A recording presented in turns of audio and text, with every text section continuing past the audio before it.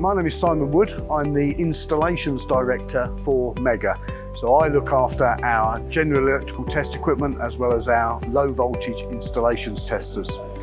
So I was invited by Amotech out to Africa. We have been touring for the last 4 days, started in Tanzania, and today we've been in Kenya.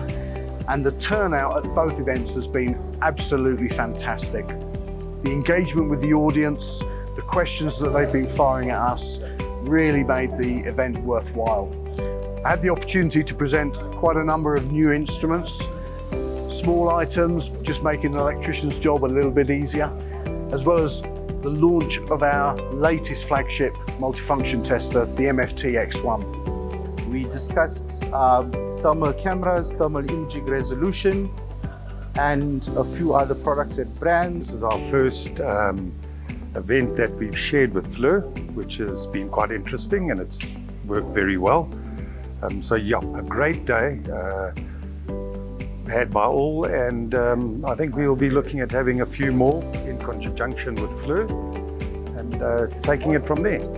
During the training, personally I was able to win VF6 from Megger. It's an non-contact voltage detector, and I can say I was happy about the gift, and I'm grateful.